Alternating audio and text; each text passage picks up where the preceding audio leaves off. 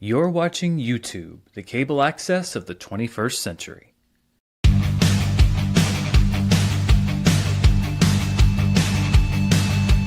It's Wednesday, it's 4 p.m. where I am, and it's time to talk about movies and answer your questions. Welcome to Dan's World.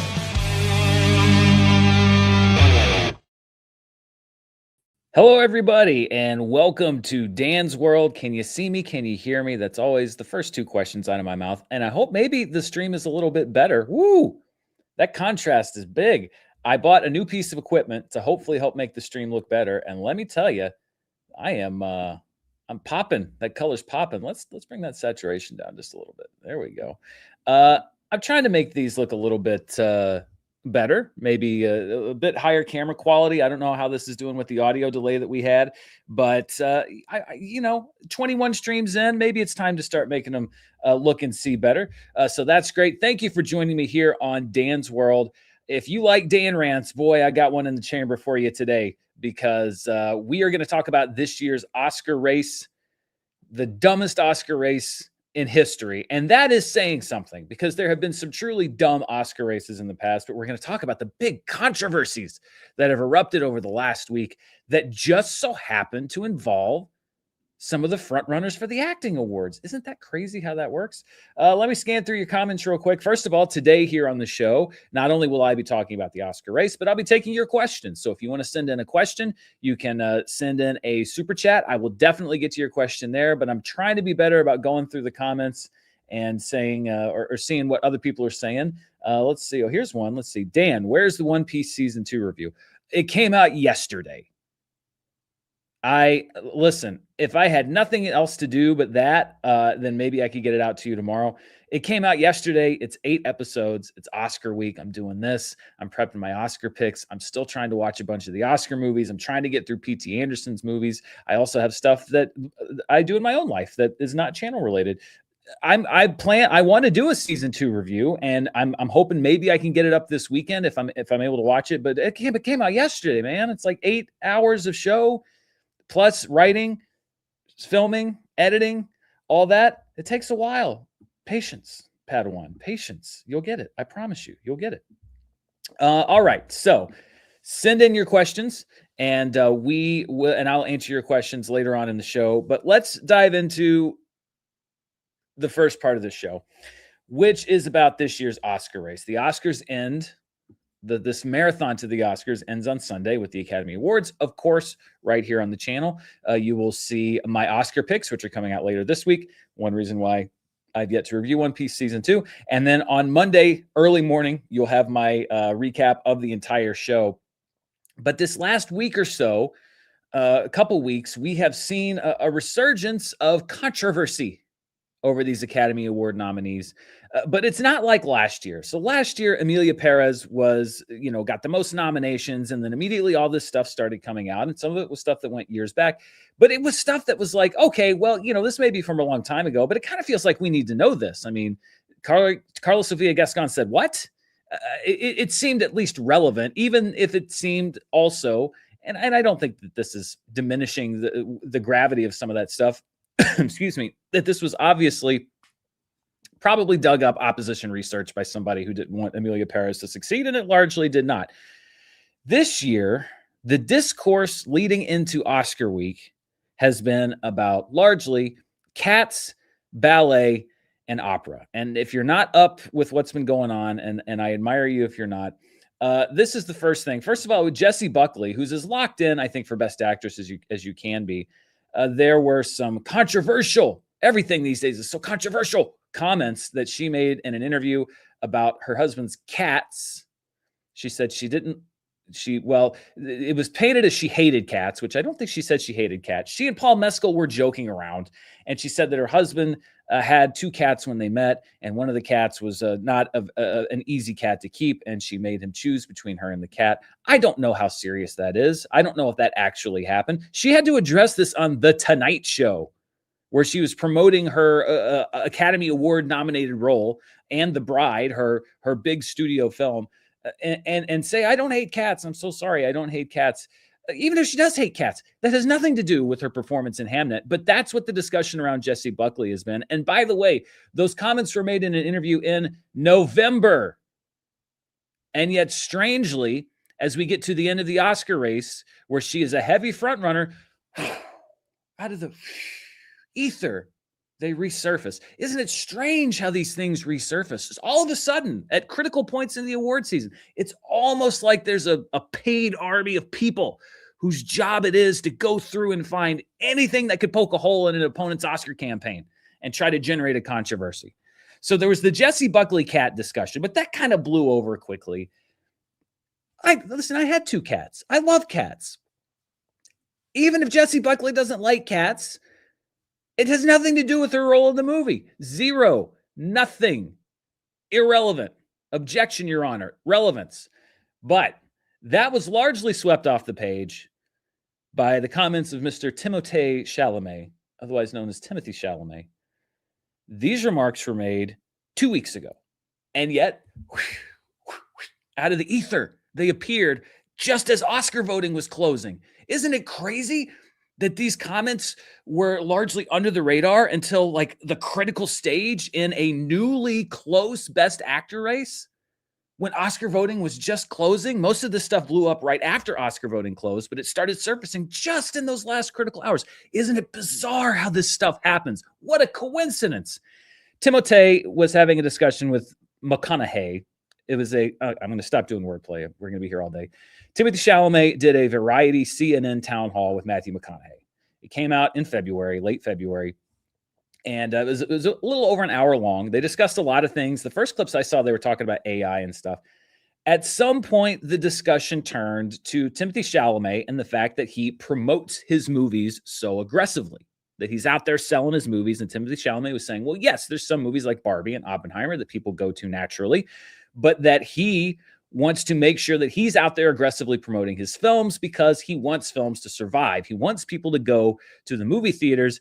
And this was the comment that literally the View, the Today Show, every major news outlet, Saturday Night Live. I saw that Jeopardy apparently was poking fun at it. Everywhere now, although it's weird because I didn't think Jeopardy taped that far ahead. Maybe it was a coincidence, but everybody is talking about this now. Mainstream media, you name it. These are the comments that Timothée Chalamet made. I'm going to play you the clip. I admire people, and I've done it myself, to go on a talk show and go, hey, we got to keep movie theaters alive. You know, we got to keep this genre alive. And I don't want to be working in ballet or opera or, you know, things where it's like, hey, keep this thing alive, even though no one cares about this anymore. All respect to the ballet and opera people out there. I just lost 14 cents in viewership. But, damn, I just took shots for no reason.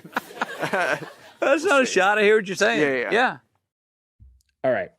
So first of all, Timothée Chalamet, in saying something that makes him sound a little out of touch, name a more iconic duo. I get what he's saying here. He's saying that he works hard to keep movies alive because he doesn't want to be an artist in an art form that struggles to garner mainstream attention. And people have said, like, well, Timothée Chalamet said that nobody cares about ballet and opera. To me, I mean, he could have phrased it better. He did not phrase it well. Full stop. Could have phrased it better. The heart of what he's saying is that opera and ballet were at one time mainstream entertainment. And that's true. People would go to the vaudeville, theater, the opera, the ballet. Then movies came in and they became a much more niche market. And they struggled to get people to come and see them. I guarantee if you look at attendance for an opera and ballet from a century ago versus today, I can almost promise you that they have plummeted. He wasn't saying that they were valueless. He wasn't saying that they were worthless. He was just saying that he wants to make sure that movies stay in the mainstream. Yes, Poor phrasing. I get it. And you can actually, I got this I got this freeze frame from the interview. This is right after he said it. You can see the moment. This was his look the moment after he said that. You can see in his eyes, he's doing the Oscar calculus and he realizes, oh boy, what did I just say?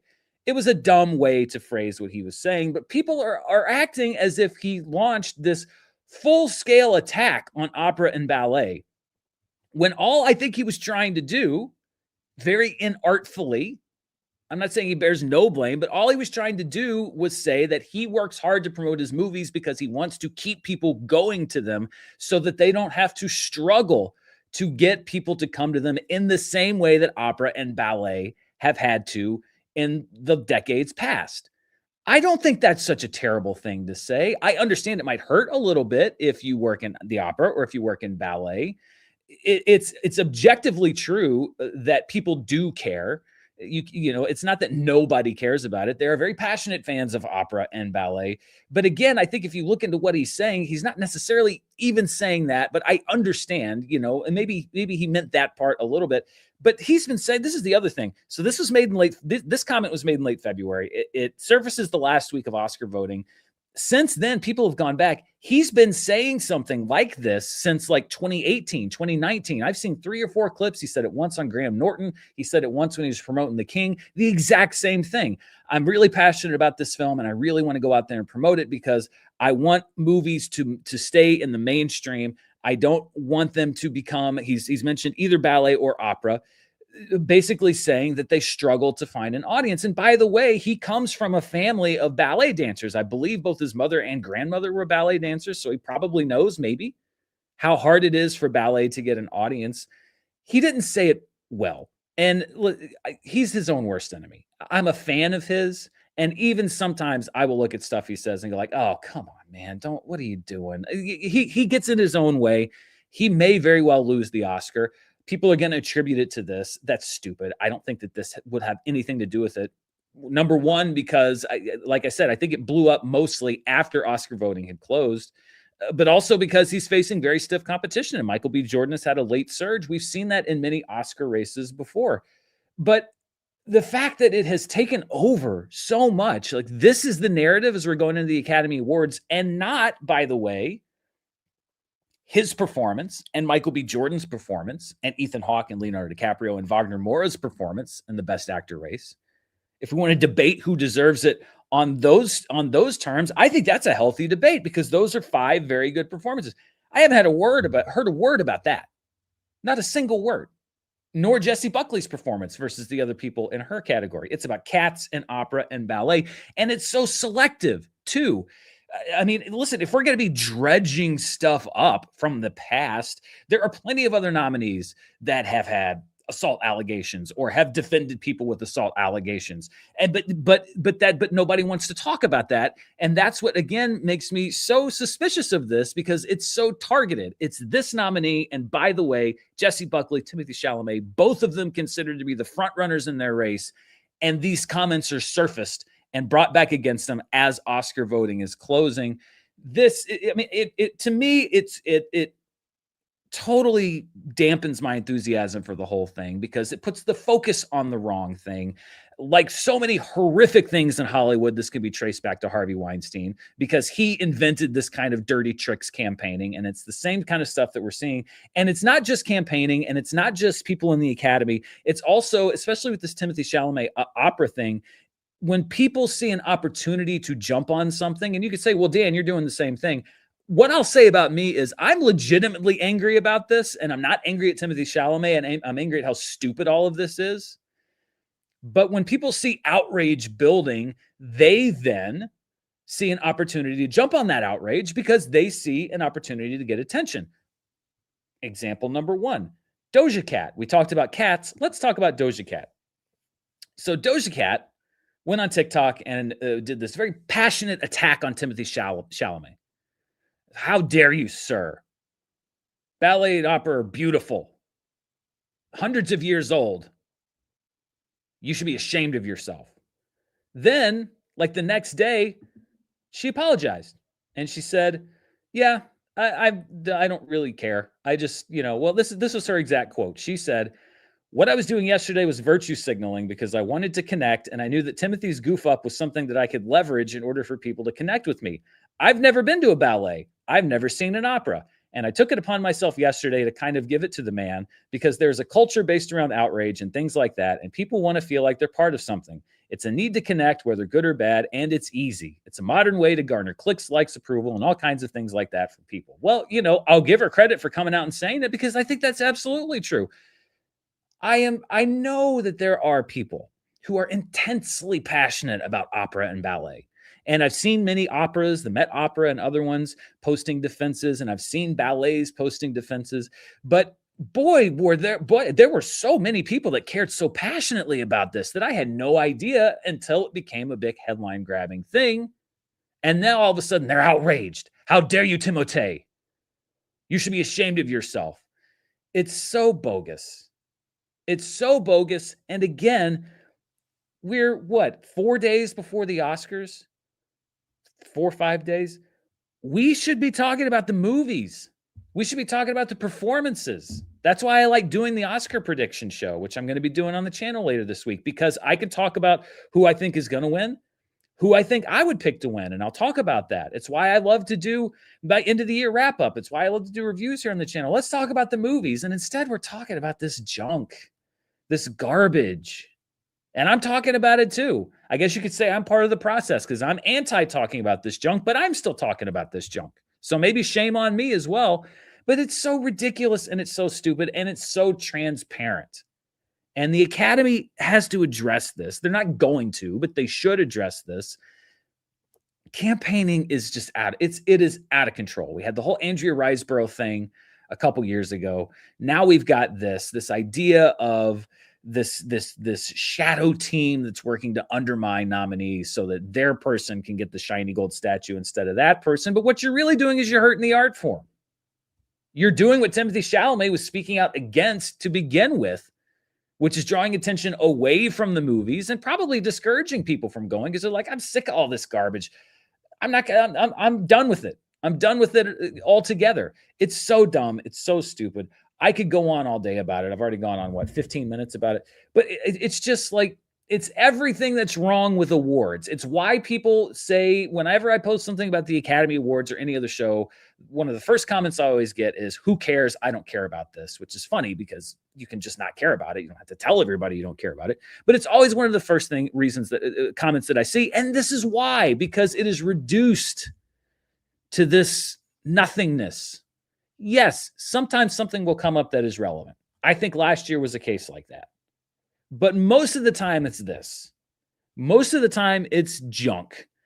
And yet now this is the dominant narrative as we're almost at the Academy Awards. So whatever.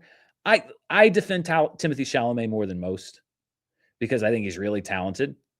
As I said, I think he's his own worst enemy.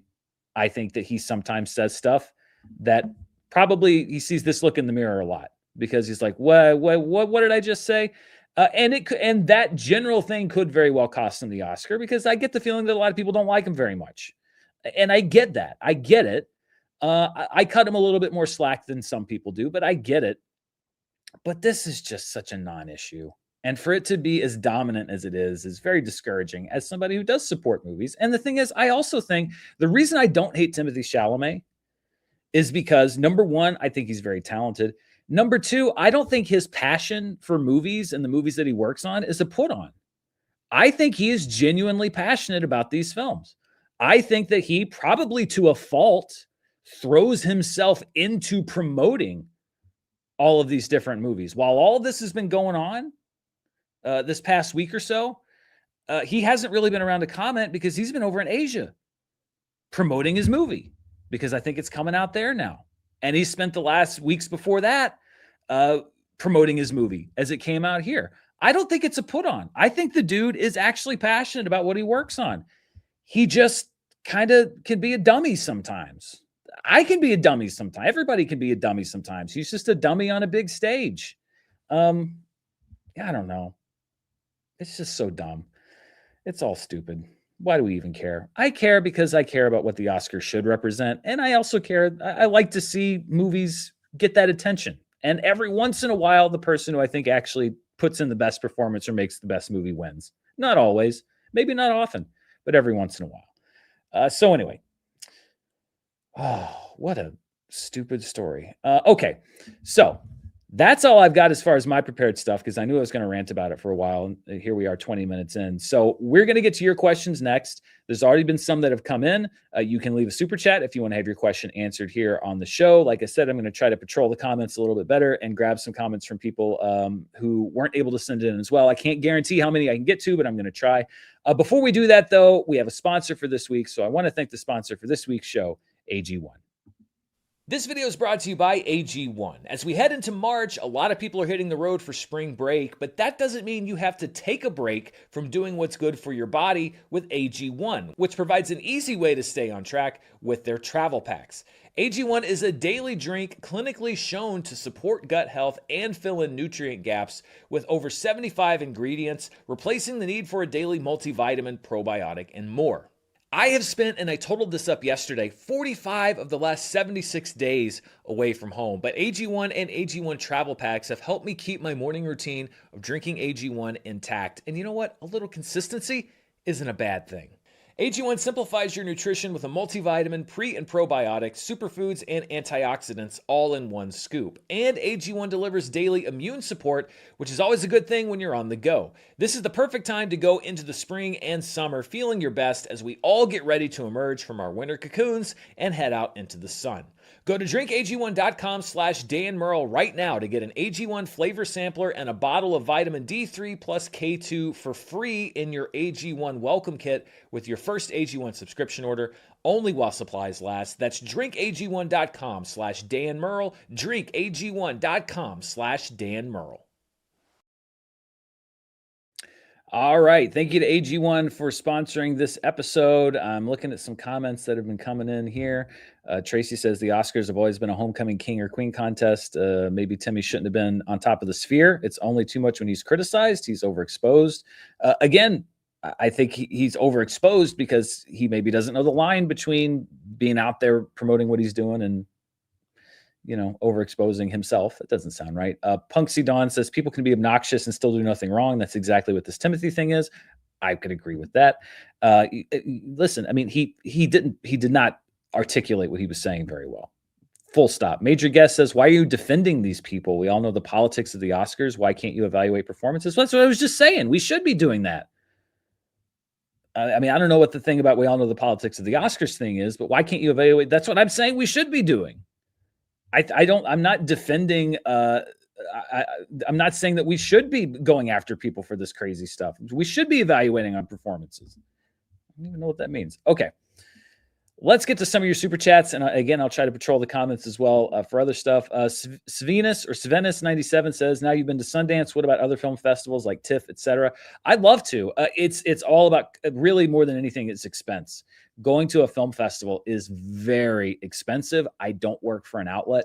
I don't work for anyone that would pay any of those expenses. And it's also tough for me to do videos while I'm on the road. So generally my output drops. And as was evidenced by the performance of my Sundance videos, when I am at a film festival, my output drops because I'm going to do a bunch of stuff at, you know, the festival. So I'm seeing movies and stuff. And the videos I make generally are very low performing videos. So they don't really help to subsidize those expenses.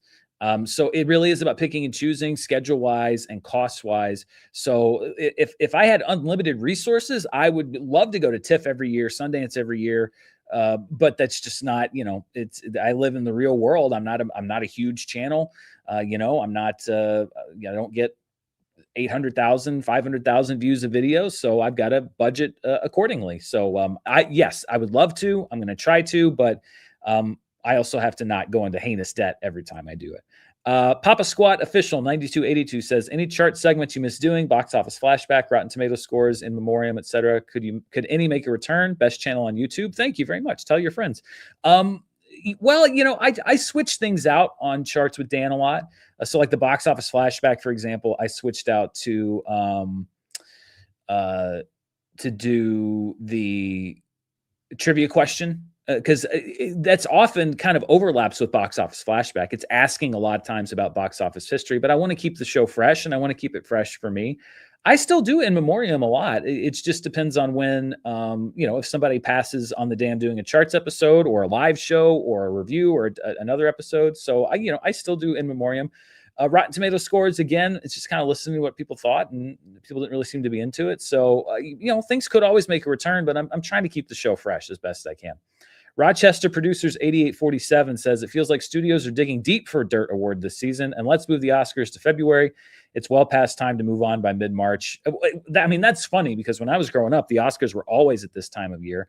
I think they may have been in February last year. They were definitely earlier. I know they were pushed forward because of the Winter Olympics. So I think they're later this year than they even would be normally. But it's weird for people to talk about the Oscars in March being so late, because that growing up, they were always this time of year, even a little bit later. I think they were in late March instead of mid-March. But everything else was also later, the other award shows. Frinkstop95 says, do you think if Grogu, Supergirl, Avengers doesn't do well in theaters, will studios move those fandoms to TV only? Also, how's Night of the Seven Kingdoms going? Saw local news appearance. So cool. No, not necessarily. I think that the streaming model, as far as revenue on a show big enough for those kind of things, has changed. The calculus has changed a little bit. Now, if Grogu doesn't do well, I wouldn't be shocked if we never got another Mandalorian movie. I think that it would probably stay on television. Supergirl, I don't see them doing a Supergirl show in place of a movie. Avengers, I definitely not. So I think that we've passed peak streaming, and studios are reevaluating everything, but I don't see something moving exclusively from movies only to a TV show only. Night of the Seven Kingdoms, I'm doing my best. It's on the list. I am deep in my watch list right now. It's my busiest time of year, along with the end of the year. Local news appearance, so cool. Yeah, I was on KTLA News a couple weeks ago, and hot tip, I'll be back on KTLA News tomorrow, doing an Oscar thing, I believe, with my buddy Scott Mance. I won't be in studio. I'll be here in my studio, but I'll be back on KTLA tomorrow. So you can look for them to post that clip sometime, probably tomorrow night. Emir Hades says, what do you think is the single best and single worst thing about the Oscars as an event, not just this year? The single best, I think, is, I love it. I love it when you have somebody who wins who's genuinely affected by that. And not just, you can tell is just like Olivia Colman. When Olivia Colman won for the Queen, sorry, not for the Queen, but for The Favorite, she was playing the Queen. That kind of moment is my favorite thing about the Oscars, is because it was somewhat of a surprise. She had worked her way up through the industry for so many years. You could tell that she was genuinely shocked, genuinely humbled. She had a funny speech. You could tell that how much that meant to her. And it's those kinds of moments, not like the Adrian Brody moment of just like, I'm going to go up there and filibuster, but like people who, like when Matt Damon and Ben Affleck won for writing Good Will Hunting, like those human moments where you can see what this actually means to them is my favorite thing. Worst thing about the Oscars as an event, I just think it's so poorly produced almost every single year. How they use their time, the things they choose to do. It's shocking to me that the Oscars is so consistently poorly produced in many ways. So I wish that they could be a little bit more consistent. Floppy Hat Matt says, loved you on Movie Fights. Thank you. I hurt my hand from clapping so hard when you said Addams Family. What would have been your answer for best reboot or remake? I thought immediately of Ocean's 11. Oh no, I forgot to say no best, but I guess this would be a speed round. Best reboot or remake. See, now we're doing that thing where I sit here and try to think of something for 5 minutes. First thing off the top of my head would be, I don't know. Star Trek 09 is not the answer, but that's the first one. I just think that Star Trek 09 was great, but that's not. I could argue Star Trek 09, but yeah, that's the first thing that pops in my head. So I guess if I was on a speed round, that's what I would blurt out. Actu 835 says, it feels like people were desperate to find something to hate on this season after getting those opportunities in spades last year. Yeah, but again, I think that that's assuming that the public was out there on their own volition looking for things to hate on. And again, with Timothee Chalamet, that definitely seems to be the case. Like, it seems like he is constantly under the microscope and people are searching for things to criticize him for. But Jessie Buckley for me, for the fact that she made those comments in November and they all of a sudden come up toward the end of Oscar voting, that's no accident. So I think that Chalamet maybe put an extra microscope on himself. But I don't think it was that people were desperate. I think it's that PR people are desperate for their clients to win Oscars. And so they are desperately trying to dig up stuff. And this year, the best they had was this trivial BS. Breen or Brain Game says, what are signs a movie will be good or bad? Embargoes, no screenings, pushing release dates. Well, I mean, rules that are made to be broken, but generally, if the review embargo lifts, if there are no screenings at all, no critic screenings at all, that's a very bad sign, because that means the studio just wants people to buy their tickets blind, which usually means that they don't want people to know how bad the movie is. Embargoes used to lift a lot earlier, like Project Hail Mary, which I have a review up on the channel now. The fact that it came out, the embargo lifted like 10 or 11 days before it came out, that kind of used to be more the norm. And I think it's because studios used to have more confidence in their movies. So it used to be kind of a red flag if like, oh, the embargo's not going to get lifted until Tuesday before release, but that's kind of the standard now. But I would say like a Thursday embargo is a bad sign. No critic screenings is a bad sign. Pushing release dates, not necessarily a bad sign. That could just be an issue of practicality. But yeah, if the closer the embargo date is to the release of the movie, the better odds that it's not a very good movie. Mario 2 120 says, hey, Dan, love the channel. One close race I feel most are overlooking is best cinematography and editing between One Battle After Another and Sinners. Do you think this will be a split win? You know, that's somebody asked me in preparation for that segment I was talking about, how many Academy Awards do I think that Sinners is going to win? And I gave them my number, but I said, I think it has the potential to be a lot more because Sinners is in so many 50-50 races, it seems like. I think it's 50-50 on Best Actor. Michael B. Jordan actually probably maybe 60-40 on Best Actor. But things like cinematography and editing, I think could go either way. It could, if Sinners could go 0 for 2, it could go 2 for 2. I think it's close in supporting actress with Sinners. There is a possibility I could see where Sinners goes through and absolutely dominates on Oscar night because it wins all those 50-50 races or all those close races. And cinematography and editing, I think, are two of those. If the Academy is breaking hard for Sinners, I could see it sweeping those. If it's breaking hard for One Battle After Another, I could see One Battle After Another getting both of those. And yes, I think that it could be a split win. I think it is probably, in order of likelihood, I would say it's most likely that we're going to see a split win than either of those two movies sweeping both categories. Kira F5595 says, been a long-time follower, and I've been with you since early Screen Junkies days. What has been your favorite storyline from The Pit? Ooh, that's an interesting question because The Pit kind of cycles through storylines. Like they have like 4 or 5 storylines every episode that either start or resolve from the previous episode. And I also don't want to spoil anything for anybody that may not be caught up. I will say there was a storyline this season involving a patient that everyone knew. And I'll try not to go too deep into potential spoilers.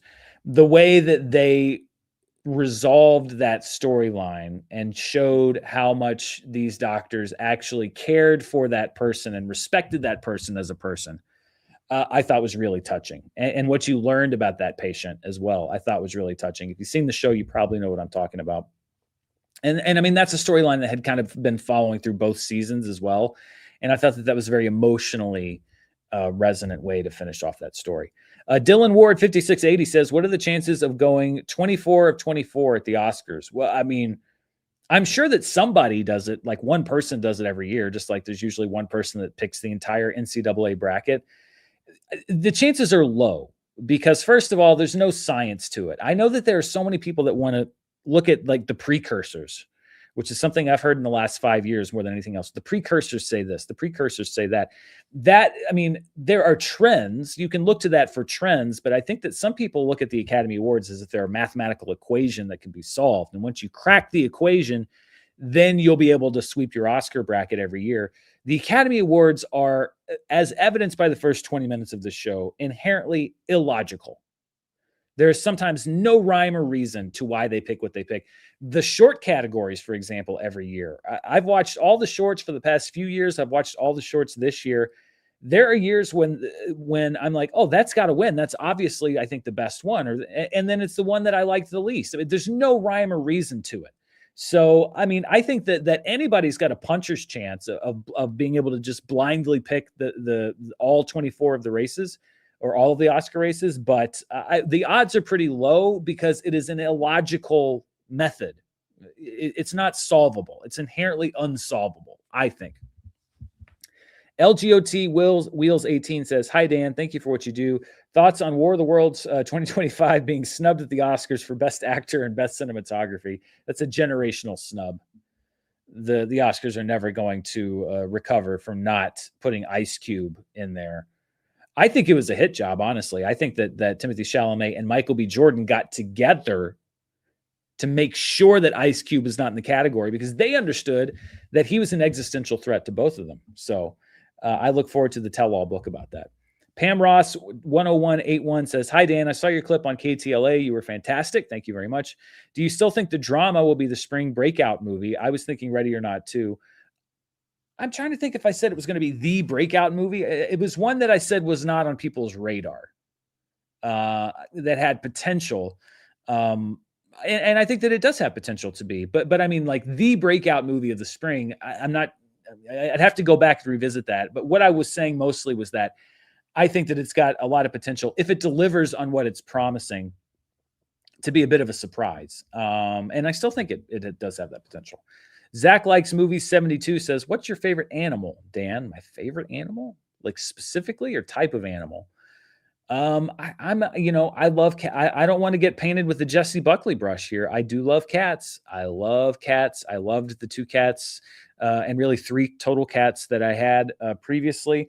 They were my little furry friends, and I miss them very much. But I love dogs too. I love a good dog, like a good, like loyal, not too hyper, slightly stupid dog.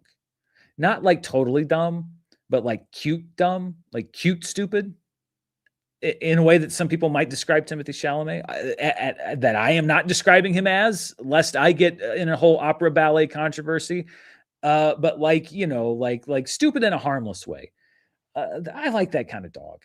I like dogs, and I never had cats before. I was converted to cats. I also love cats, but I like a good dog as well. Tyler Anderson 6641 and Great White Sharks, obviously. Tyler Anderson 6641 says, hey, Dan, I was late last week, but I just had to throw out Stephen Merchant as my Dan Murrell casting choice. Oh, okay. Well, he's tall. He's taller than me. I would be blessed to be as funny as Stephen Merchant. I'll take it. The Tyler Take says, if you don't vote for Chalamet just because of his comments, then you don't deserve to be a voter. His comments have nothing to do with his performance. I agree. But if we disqualified every Oscar voter that voted for a reason other than the quality of the film or the performance, then we wouldn't have very many Oscar voters left. And yet also, I think we'd be better off. My favorite question, I think it was Kirsten Dunst.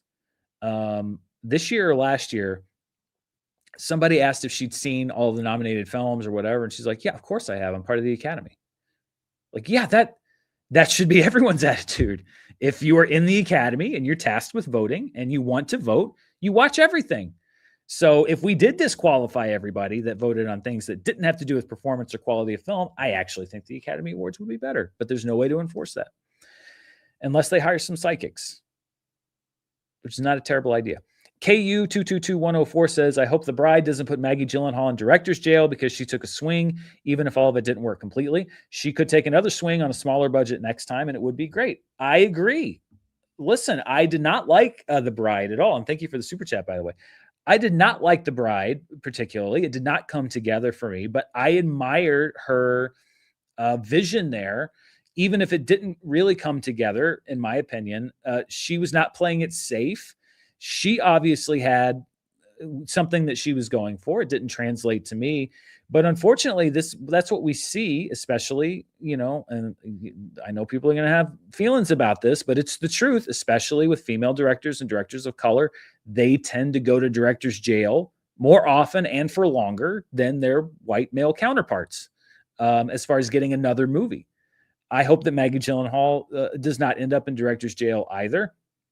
Now, I do think that perhaps, the studios and she may learn from this experience a bit, as far as, I don't want to say compromising your vision, but I do think that almost every movie in some way is a compromise. And sometimes compromises aren't bad. I think it's more of just like moderating your vision to the point of maybe understanding that you might alienate an audience if you do it a certain way, and you can either go with that or not. But the idea of saying like, well, I'm just going to do exactly what I want to do.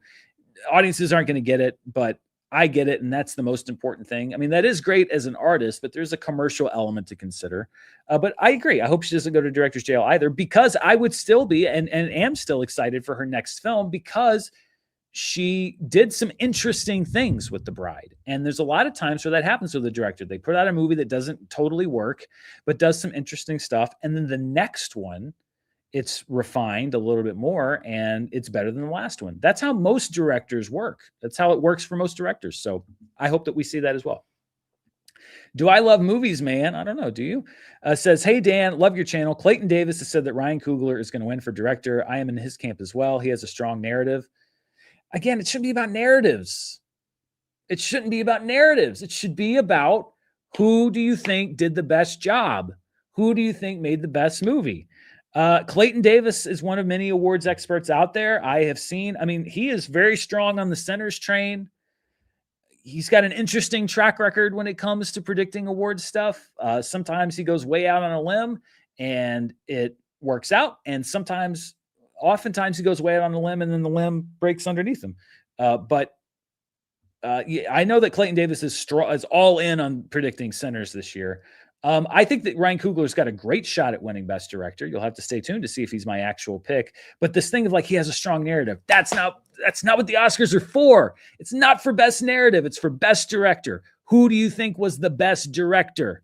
That's what the awards should be, not who has the best story.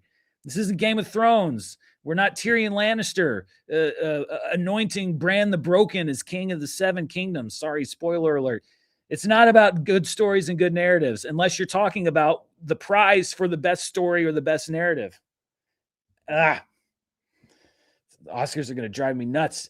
Gallagher says, hey, Dan, like the rest of the internet, I'm upset that Paul Mescal wasn't nominated for Wicked for Life. May have been skimming. Cheers. Love your stuff.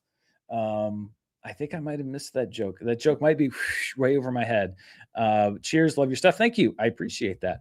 Cowjun says, do you have tricks to manage expectations, or you just accept the emotional risk of getting hyped and possibly disappointed by a movie? Well, yeah, being a movie fan means you do have to accept emotional risks. I do manage expectations. I try not to, as I've said before, when I walk in to review a movie, I try to make sure that I am leaving any expectation I might have at the door, which means managing expectations, because I don't want to judge a movie by what I think it might be or what I hope it might be. Certainly before I was reviewing movies, I tried to do it that way. But I think as a critic, as somebody who I think it's my job to give an honest, unbiased, in the sense of not walking into the movie with a biased opinion, I think that it's only fair to that movie to judge it based on its own terms and not any expectation that I might have. Is there any trick? Like, I wish that there was like some kind of a meditation guide or a breathing method or something that could be taught, or that I could teach about how to let go of expectations for a film. And it's honestly just kind of just doing your best, just doing your best to clear your mind of anything you hope. Be open to something new that you might not have expected from the film. But I also was, I was, the fires of Godzilla 98 really taught me the perils of getting myself very emotionally invested in wanting to like a movie. Because when I was 15 and Godzilla 1998 came out, and I was so excited for it because it looked so amazing, and it was everywhere. And there was, Taco Bell, and there was a rap. There was multiple soundtrack songs. And, I was so excited for that movie, and it was such a flaming pile of garbage. I know that we are almost 30 years past it, and so we've gone through the revisionist cycle of the Godzilla 98 was actually good. I disagree. It was a flaming pile of crap. And when I was 15 years old, that was so disappointing. And so I've gone through the fires of movies like that as well, where I protect myself. I've hardened my heart just a little bit on a personal level because I don't want to be hurt again. Don't hurt me like Godzilla 1998.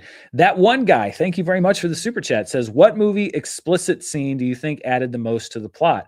For me, it is the two in the town with Ben Affleck. I think it highlights how Ben's character sees the two women. What movie explicit scene do you think added the most to the plot? I'm not 100% sure what you mean.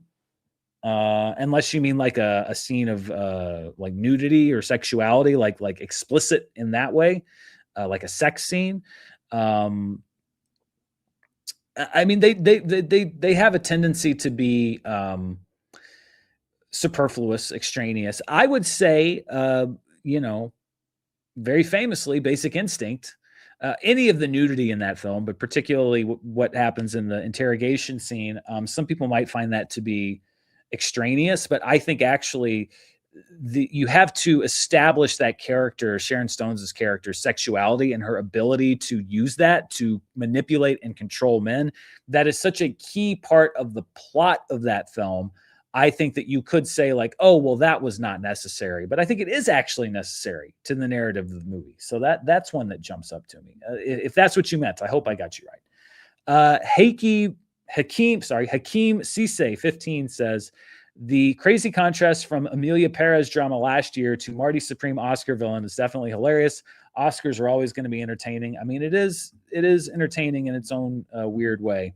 Smash 3 says, when do you do your summer box office predictions? I'm really curious what you think about this year, as it looks like we will have some potential giants. So summer box office predictions, it's hard to believe. We're less than 2 months away from the beginning of the summer. I will generally do my summer predictions on the week before the first weekend of the summer, which is, I know people disagree with this, but Hollywood defines it this way. The first weekend in May, either partially or fully, is the first weekend of the summer box office by Hollywood's reckoning. So the last weekend in April, that doesn't include part of May, would be when I do my summer box office predictions. So let's go ahead and look at the calendar here. I can give you a date. So the first weekend in May is May 1st, actually. Devil Wears Prada 2 opens on May 1st. So my summer box office predictions will be part of Charts with Dan on on Tuesday, April 28th. Sorry, let's try this again. My box office predictions will be on Charts with Dan on Tuesday, April 28th, or perhaps the Monday previous if I have to do the estimates for some reason. So the weekend before Devil Wears Prada 2 opens, I will do my summer predictions. And it's crazy to me that we are already almost at the summer box office season. Time flies, kids. If you're younger than me, cherish it because it just goes by quicker. Chris B. Worth says, hey, Dan, I know you see movies in theaters from all over. I want to support movie theaters, but I've gotten spoiled by HDR at home. How do you feel theaters are doing keeping up with home theaters? We're obviously not very well. I mean, I think that there are some theaters that aren't doing the exhibition properly. Their facilities are run down. I saw one battle after another. One whole side of the screen was discolored. But I needed to see the movie because I had to review it the next day, and there's one screening because it was like a 3-hour movie. So I just had to deal with it. So I think that theaters are not doing a good job keeping up with it in that way, but it's really the expense too. I mean, I think that if movies were less expensive and you had the same home theater technology, but movies were less expensive, I think you would see fewer people that chose to stay home and watch movies because it would be more affordable to go out and see them. But when you have one option that is, I can watch it at home for, a third of the cost of going or less, or if you're taking the whole family, or I can spend 3 to 5 times as much and see it in a theater, it makes that really not a hard choice for a lot of people. So I don't think they're doing a very good job. And I've talked about it for a number of reasons, but I think the cost is a big reason why. Sunday Joe says, hey, Dan, just want to thank you for all your videos. Thank you, Sunday Joe. I appreciate it. Let me answer one more, and then I'll see if I can grab some non-super chats. I think this is Gaye Ghost. I think I know who this is. Says, serious question, Dan. Haha. Do you anticipate any major changes to the Oscars when it begins airing on YouTube? Will they still cut segments? Thanks, man.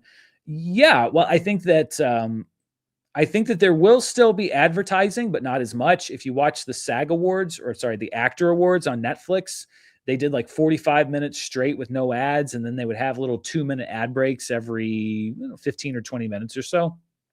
I think that the Oscars will be moved on, will work more like that. I don't think there will be censorship. Not that they'll show like nudity or anything, but I think people can swear and not have to worry about being censored from the broadcast. So I think it'll be a little bit looser. Hopefully it'll be shorter, because when you cut an hour plus of ads out of the Oscar telecast, then the Oscar telecast gets a lot shorter. And hopefully with that time, they will feel the license to include things that they have excluded in the past. My worry is that they will see it as a chance to bloat the show and add a whole bunch of stuff. I think it needs to be pretty lean and mean. But I think that the changes when it goes to YouTube will be not worrying as much about swearing and stuff. Hopefully fewer commercials and a shorter telecast. Though I think those would always be honestly positive things. All right, let me just do a quick scan of the comments here and see what people said. Grogu should have never left TV. Yeah, I think that's debatable. We'll see what happens this year. You're the man. Have you ever thought of doing a virtual movie fights on your channel with the old gang? That's not up to me, unfortunately. Fandoms has the rights to that, and I don't have the power. But I will say, if I was asked to do a virtual movie fight from home, then I would very happily do that. So the bride's embargo listed just a day before. Perfect example. The bride embargo was up pretty quick, pretty early before. I don't know if it was the day before, but it was a couple days before. Zach Goff 7796. My dark horse pick is Train Dreams for best cinematography. I mean, I don't even know if that's a dark horse. I think that is right up there with. I think it's maybe a 3-movie race to win, and I think that Train Dreams is very much in that race. Smash 3, the Oscar race is such a fun one because it's so all over the place. I agree. What I do like is that the Oscars are so wide open in so many categories, and I don't mind that Sinners is surging now, is doing so well, because I like the movie and it makes things interesting. My dogs are very cute, stupid. I'm very glad, Zach Goff. Like I said, a cute, stupid dog, but not too stupid, is pretty good. Let's see. Colby Crossley, do you miss the movie Trivia Schmodown? I do. I miss playing, but I don't miss having to prep. I don't miss having to spend all that time studying. So, yeah. Let's see. Centers for adapted screenplay, actor, and maybe supporting actress. I think centers would be original screenplay, and I think that's pretty much got that on lock. And then I think that actor is a likely, and supporting actress, I think that Wunmi Musaku is just as likely, maybe a little bit less likely than Amy Madigan, but I think she's right there with Tiana Taylor.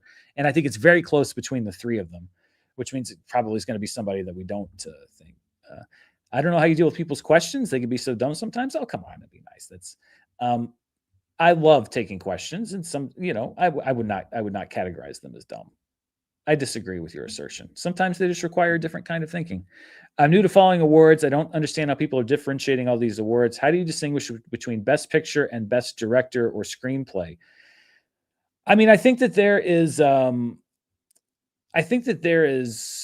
you take different considerations. Best Picture, I think you're taking it in the totality. Best Director, I think maybe has a stronger focus on the acting and technical elements of the film. I think that's why, for example, Alfonso Cuarón won for Gravity, even though it wasn't really a threat to win Best Picture, I don't think, but because it was so technically well done and because and innovative, and because the acting was so good, I think that you focus a little bit more on that. And then screenplay is just all about the writing.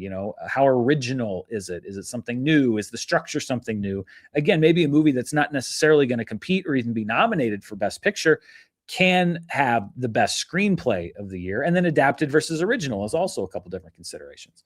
No Other Choice being completely snubbed is the reason I don't care at all about the Oscars anymore. I mean, I'm with you there. I was irate. If you'll recall, I was irate with No Other Choice not being nominated this year. All right. Let's get back to some of these super chats. GG comment says, hi, Dan, greetings from Toronto, Canada. I'm sorry, Toronto, Canada. Thank you for all your great work. Consider this a donation to the Get Dan to TIFF fund. Thank you. That's not a real fund, but I appreciate your support. And who knows, if I do end up going to TIFF, I'll tell you what, I will put $10 specifically earmarked from you and say, you bought me this order of poutine at Tim Hortons. Do they sell poutine? I don't know. I know like 5 things about Canada. Boom or Bust says, see a movie directed by James Gunn with a Christopher Nolan script, or a Russo brother movie with a Tyler Sheridan script. Well, that's, I mean, which Taylor Sheridan are we talking about? Are we talking about Hell or High Water, or are we talking about like pumping movies out for Paramount Plus? For me, it'd be James Gunn, Christopher Nolan. I don't really have anything against James Gunn. So that's not really a hard choice for me, because I would love to see a Christopher Nolan script in general. And then I don't dislike James Gunn as a director at all. I like the majority of his movies. Even if I wasn't a big fan of Superman, the new one, I still don't hate James Gunn because of it. So that's not a hard choice for me, because a Nolan script, I'd see just about anybody direct it. And I like a lot of James Gunn's movies. What are your opening weekend box office predictions for The Mandalorian and Grogu? I'd be surprised if it's over $100 million. Star Wars lost that event hype. I will agree with you. I would be surprised if it's over $100 million. And I think it's got potential to go a lot lower than that. The Tyler Take says, thank you.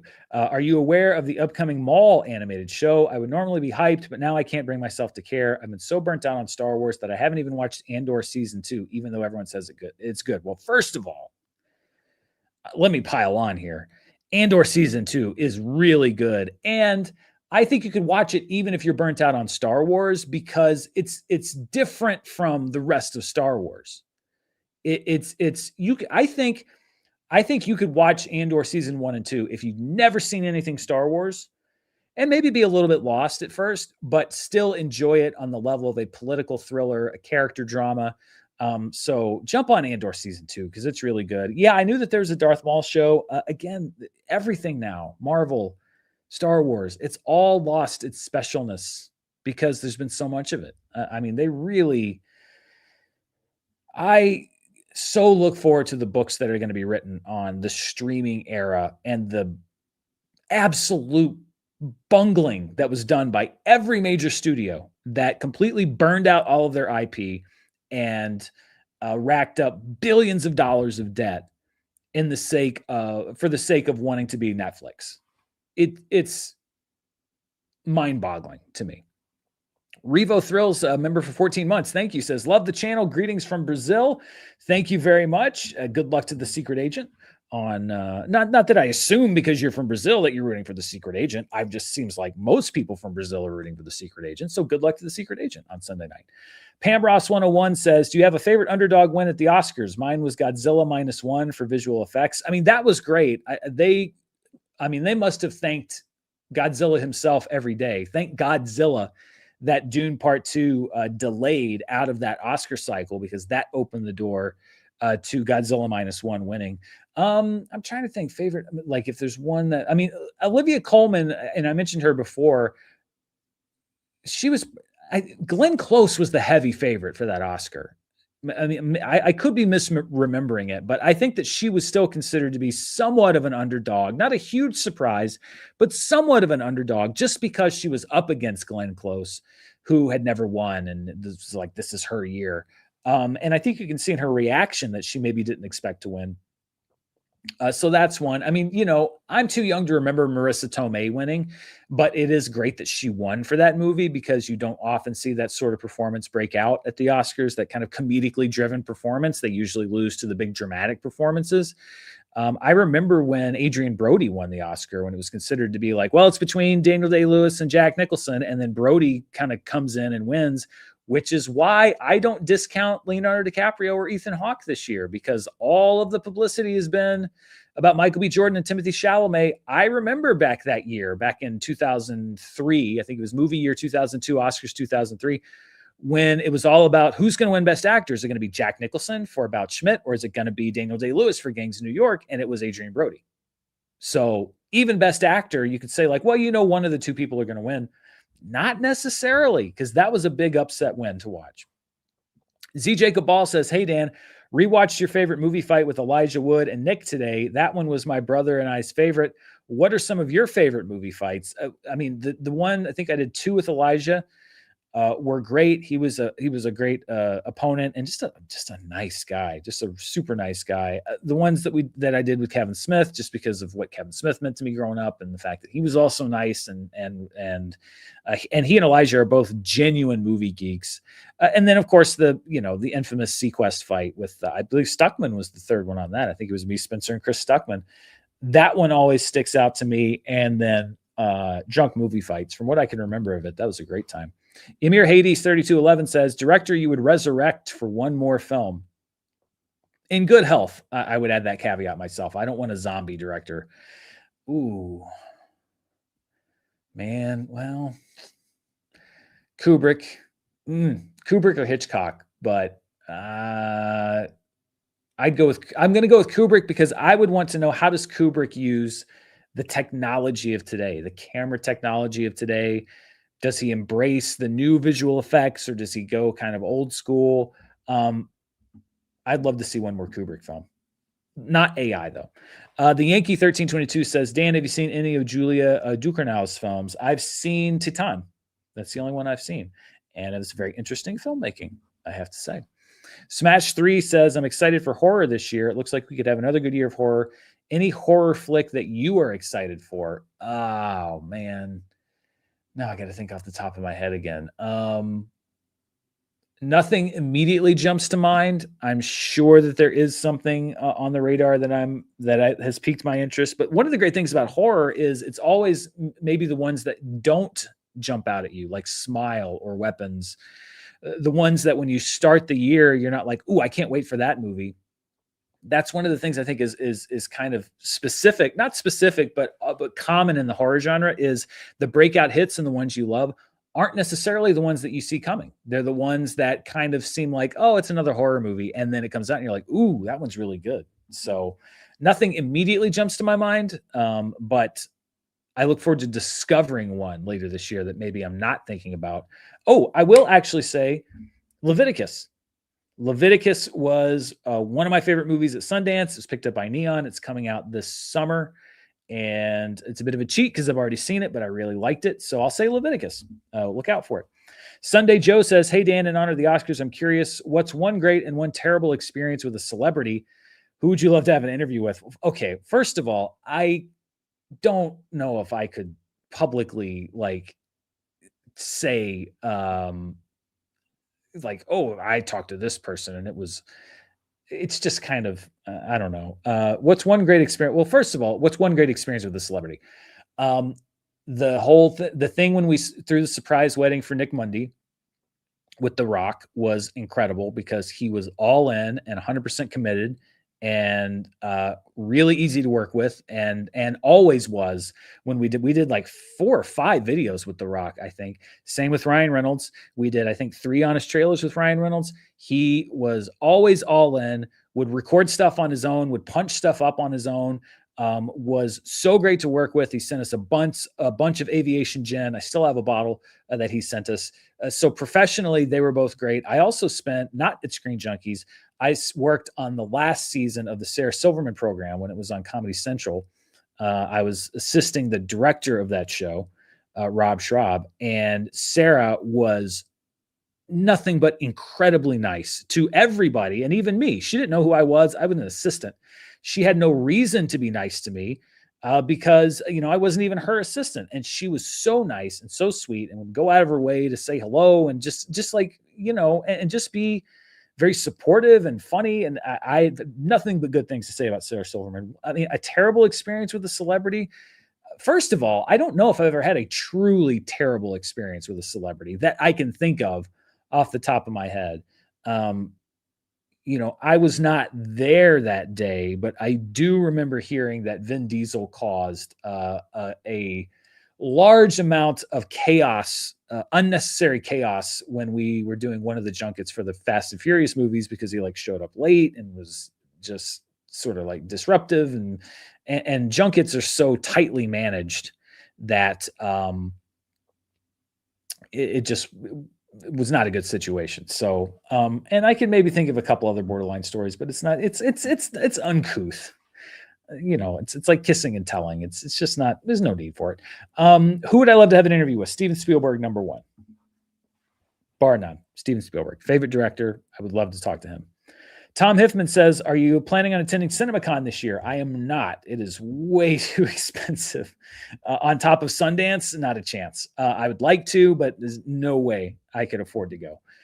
Damian Fenton, 3880, says, I saw an interview with an anonymous Oscar voter who said they voted best score for Hamnet due to the music at the end, only to be told by the interviewer that it was pre-existing music. Crazy. Well, first of all, I don't think it's necessarily on that voter to know that. I think that's because I thought the same thing. I loved the cue at the end of Hamnet and said it was my favorite, one of my favorite scores of the year. And I didn't find out until later that that was a pre-existing cue. And I think that that's kind of interesting that it made the cut for best original score, especially when other ones like Dune Part 2 were excluded for reusing scores from previous films. I know it's a percentage thing, but I think maybe you should also look at impact. I mean, those blind ballots are taken with a big grain of salt. I mean, what kind of Oscar voter is going to be the one that'll talk to a journalist and expose their picks? I don't necessarily know if they're representative of the overall Academy, but yes, I mean, the thing with Hamnet, I fell for that too. I'm like, what a beautiful piece of music. And then I'm like, oh, he didn't write that for the movie? Oh, I've been talking up that score all year, or for the last few weeks of the year, at least. Ferris EB says, late again, but hi. Last week you mentioned reading Jurassic Park when you were 10 or 11. Did you, like me, end up getting really into Michael Crichton novels after that? I read everything he wrote through the 90s. I did not. I tried to. What I found out was that I was able to get through the scientific density of Jurassic Park because I was 10 or 11 and I loved Jurassic Park. And I could get to the part where the dinosaurs were. And there was, the stuff I didn't understand was fine because there were dinosaurs later on. I then would try to read other Michael Crichton books and they were a little too dense for me and they did not have dinosaurs in them. So it was tougher for me to read those books. And I have not really gone back, but so no, but I do still love Jurassic Park. Do I love movies, man? Says, I get what you're saying about narrative, man. I think he's the best director this year. I was more talking about the minds of voters. I understand. I just mean the minds of voters, I think, should not be focused on who has the best narrative. It should be focused on who did the best job, in my opinion. In fractured close races, the last person you want to trust is Clayton Davis, but director isn't even a close race, which is why I find it funny that Davis and other people are predicting Coogler. I mean, listen, again, this goes back to the whole precursor argument. If you look at the precursors, then yeah, you could say, well, nobody has a chance to win but Paul Thomas Anderson. It's not even close. But in my opinion, it just feels like there is a heavy sentiment swinging towards centers as we get closer to the Oscars. I still think that Paul Thomas Anderson is probably going to win, likely going to win.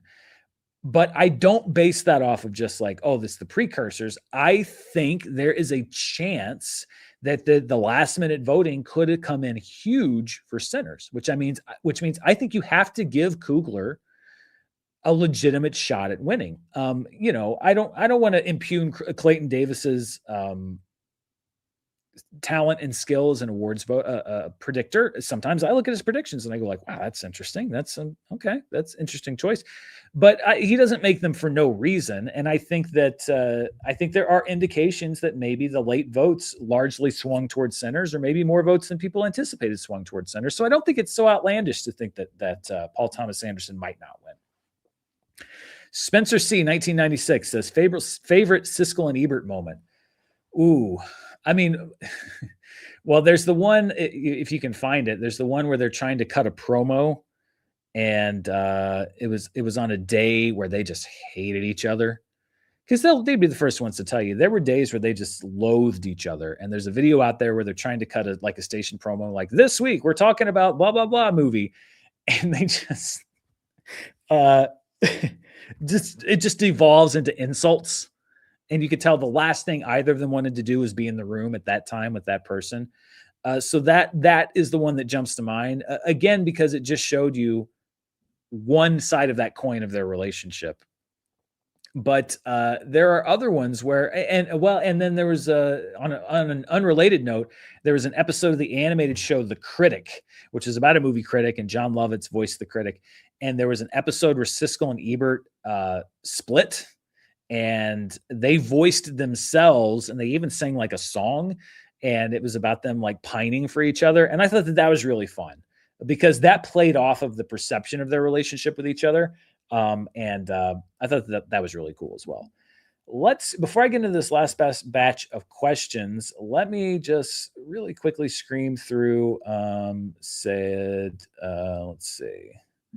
Hi, Dan, are you following Survivor 50? I am not following Survivor 50. I want to, though, because I'm just everything right now is so based off the Oscars and now One Piece and everything else that I'm watching that all the other stuff has to take a bit of a back seat. But once the Oscars are done, I'm going to get caught up on Survivor 50 because I want to follow it because I know so many of those players and I love Survivor. I just don't usually make room for it. Let's see what else. Let's see. Dad calls exclusive. Dan calls Timothee Chalamet a stupid dog. Yeah, I know. That's the thing. That's what's going to happen now. As it gets clipped out of context, is be like, "Did you hear this guy called you a dumb dog?" It's like, no, I didn't. My aunt works in a theater and says they do have to renegotiate their cut anytime they change prices. I agree. It would have to be a joint studio theater venture to renegotiate prices. Studios would have to agree to take less of a cut. Theaters would also have to agree to charge less. And I'm not holding my breath for every one of them. Let's see. You need to see Raw. It's fantastic. I know I've heard so much about Raw over the years. Alicia Malone, I think, was really into Raw. It was either her or Roth Cornett, or probably both of them were telling me about Raw. They were always my go-tos for like actually good movies that I hadn't heard of. Yes. The most tricky question for Dan to answer is when we have to name a movie offhand. It really is, just because I have to catalog everything in my brain. And while I'm trying to do that, I just feel the seconds ticking away of me sitting in silence, and I see people clicking away. And it's just crazy. I can't read those blind ballots. They give me hives. Yeah, they usually infuriate me because you're like, these are the people that choose the Oscars. What am I doing with my life? And that's not a good feeling. Let's see. I'm rooting for anyone who can beat Chalamet. Okay, that's fine. I mean, that's the thing is like Timothee Chalamet just seems to have so many people that are just like anyone but him. I don't like him. I hate him. He's a whatever. It's like he's got a verified hater fan base. Like not his fan base are haters, but like he's got like there's a player haters ball against Timothée Chalamet every day of the week. People don't like him, and I get it. He doesn't make it easy to like him, but I think it's a little outsized, in my opinion. Kyle Harlow 3961 says Air Bud on the men's Olympic hockey team. Ain't no rule says the dog can't play Olympic hockey. Chips teeth on ice while scoring the game winner. Draped in American flag. Headline is Golden Retriever. Chef's kiss. Send that to the Writers Guild. Copyright that idea. Was there an Air Bud hockey movie already? Oh, okay. This is worth a diversion here on the show. Air Bud hockey movie. Not Hockett movie. Hockey movie. MVP Most Valuable Primate is the primary hockey movie from the creators of Air Bud. Okay. So it would appear there is no Air Bud hockey movie that I can find, but there was a movie about chimpanzees playing hockey from the creators of Air Bud called MVP Most Valuable Primates. So even more so, RJW 705, copyright that idea. Sorry, no, that wasn't you. That was Kyle Harlow. Kyle Harlow 3961, copyright that with the Writers Guild right now, because there is no Air Bud hockey movie yet. You might have just cracked the case.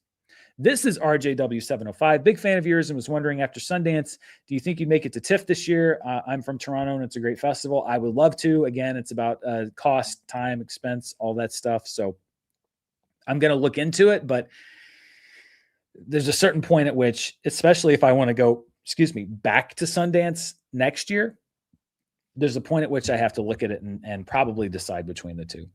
Wayne Fern 77 says, hey, Dan, did you hear about the Brandon Sanderson Apple deal that happened a few weeks back? Wild deal. Have you read any of the books? I have not. I believe there was a question that I didn't understand last week that dealt with this. I'm not super deep into books. which makes me sound like the dummy. I don't read a lot of books, so I don't really know much about Brandon Sanderson, but it seems like a lot of people are excited about it. Johnny Mashed Potato says, hard to feel excited about movies lately. Am I alone? I would say you're not alone. I hear that sentiment a lot. I'm lucky that I never really have to struggle with that, but that's not uncommon. Go find the ones. You have to seek out the ones that you like. I often find, and I'm not saying, by the way, that this applies to you, but when I hear people say movies don't excite me anymore, or I'm not interested in anything that's out, if you dig deeper, they're often only referring to the big studio movies. So the big Disney movies or the big Warner Brothers movies. If you're not excited about movies lately, I would recommend, if you have not already done it, and maybe you have, go find the smaller movies. Go look out there and see, like, is there something that's gotten really good reviews, but maybe didn't come out near you? Because those are really where you can sometimes find those exciting movies that maybe the studios aren't serving you. And they don't a lot of the times. They don't. I mean, one of the things I did like about The Bride, even though I didn't like it, was at least it was different and risky, which is rare for a studio. So if you haven't dug beneath the surface of the studio films, go find those smaller movies that maybe you don't know anything about, and that might help you get excited again. Kings are a full. I'm sorry, that's the best I can do. Dan, are you reviewing One Piece season 2? I think it's so far better than season 1. Episode 3 is one of the best action pieces in a Netflix show since Daredevil. I plan to. It's just a very busy week. So I don't mean to be dismissive of your question. It's just that was the first question that I got was, where's your season 2 review? I'm working on it. I'm doing my best. I don't sleep much. RJW705 became a YouTube member. Thank you so much and welcome. Creech829 says, I recently lost my mom, who won battle to win Best Picture, but I'm rooting for Sinners. I'm so sorry to hear about that. First of all, best to you and to your family. And I mean, hey, listen, that's kind of, if Sinners wins, then you get the movie that you were rooting for. If One Battle After Another wins, the one your mom wanted to win wins. So, I mean, that's kind of a silver lining. But most of all, I'm so sorry to hear about that. And sorry for your loss. Alex Z9Z6Z says, speaking of theater costs, do you know if theaters can unilaterally lower ticket costs? Do distributors have a say / would they intervene? I think somebody actually had posted about that previously. I don't think, they could unilaterally, I believe, lower ticket costs, but they would still be paying the same cut to the studios. So they would be in a very worsened financial position. I think to really bring the price of movies down, it would have to be a conversation between theaters and distributors and studios to figure out what's financially viable for both of them, to the detriment of both of them, and more so to the studios, which is why I am not holding my breath. Carlton Rudder says, did you ever have a snub or snubs that made you nearly not watch the Oscars? Longtime fan from the UK. Great channel. Miss Movie Trivia Schmodown. No. I still get excited for the Oscars every single year. I'm just a big movie nerd. And even if there was, listen, I tuned into the Oscars the year that they snubbed Toni Collette for Hereditary. If there was ever a snub that was going to make me give up on the Oscars and say, I'm not watching this anymore, it would be that one. And I still got excited for the Oscars that year. So no, actually, I like it. As stupid and dumb as it is, I still like the Oscars. Ferris EB says, have you watched and/or talked about One Piece season 2 yet? No. Listen, it came out yesterday. It's not like it came out like 2 weeks ago. I'm not getting on to you, but cut me some slack here. It's an 8-episode season, hour-long episodes. It came out yesterday. I'm doing my best. I promise. Trust me. Every day I think about the things I'm not doing on this channel that people want to see because I don't have the time or I'm too late or whatever. Trust me, it is a heavy, crushing burden on my shoulders every day. I understand I can never get to everything that everybody wants as fast as they want me to get to it. And if this weren't Oscar week, honestly, I would probably have a review up maybe tomorrow or Friday, but I am so in the weeds of of catching up on Oscar movies. And the reason I'm not caught up on them is because of everything that happened at the beginning of this year, which pushed my whole timeline back. I'm struggling to keep up. I promise you, I am doing my best to watch One Piece season 2 as quickly as I can, but I am operating at full capacity here. I'm doing my best. I understand people want it. Trust me, in my head, I see the views ticking down. Every day that I don't have a One Piece season 2 review up, I see the views ticking down in my head because I know that is less beneficial. The later the review is, the less beneficial I know it's to the channel. Trust me. And that's also money in my head. I understand. It's not just you. I understand that it would be better for me to have a season 2 review out by now. It's just, I also have everything else I've got to take care of. So I'm watching it. I'm going to do my best to get a review out as soon as I can. Just bear with me here. Dylan Fitzsimmons says, 2278 says, favorite Fincher film? Probably The Social Network. Yeah. And I love his movies, but I would say probably The Social Network. Carlton Rudder says, if you could travel back to any year and see what year of movies again for the first time, what year would that be? Any year? Probably 1975, because I could see Jaws, and there were also so many good movies made in 1975. Or 1939 as well. Wizard of Oz, Gone with the Wind, Mr. Smith Goes to Washington. That'd be pretty great, but I think I'd prefer to live in 1975 for a year than I'd prefer to live in 1939 for a year.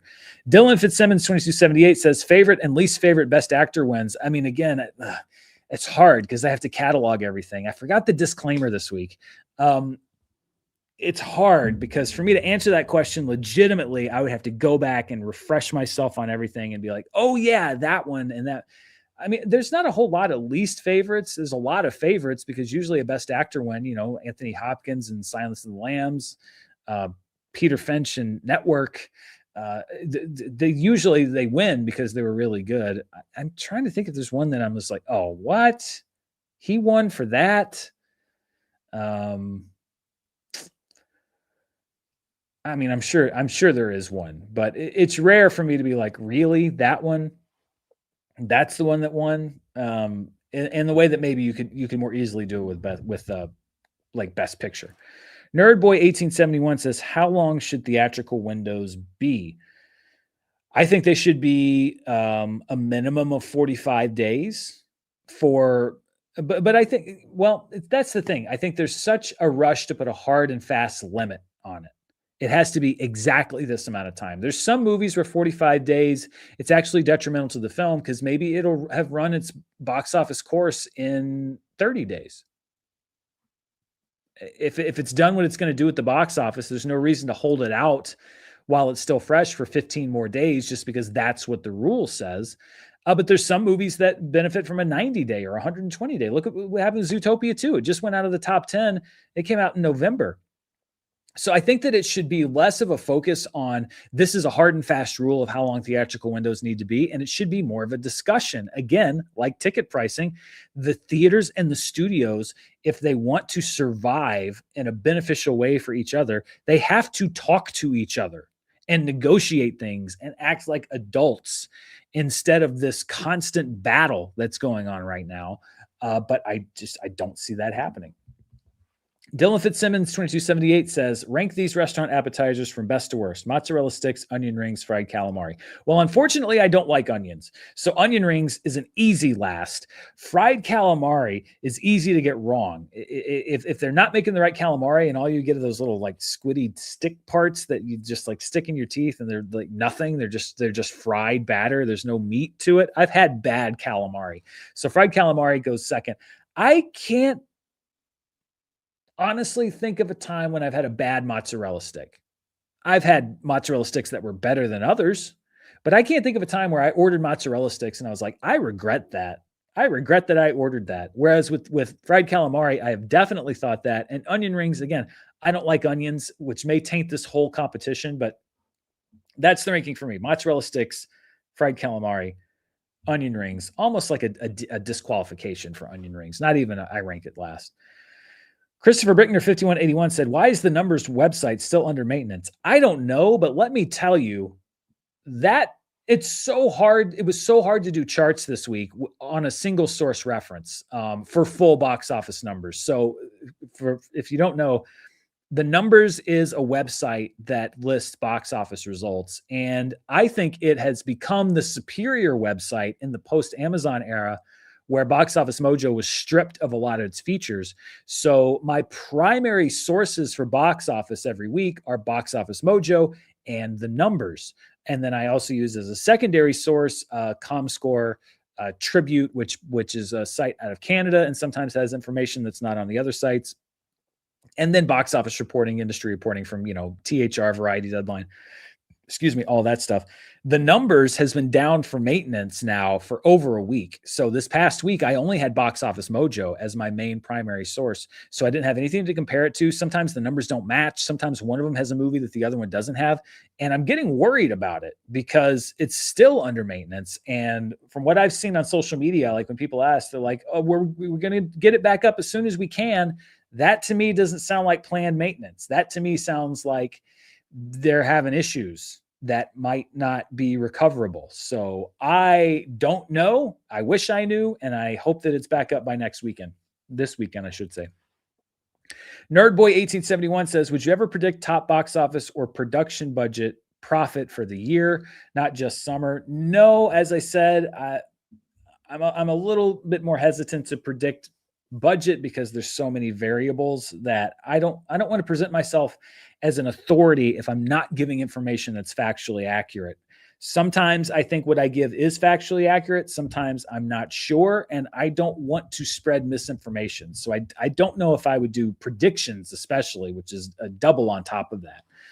Nerdboy1871 says, how would you decide when to turn an original story into a franchise? Well, studios, usually it's money.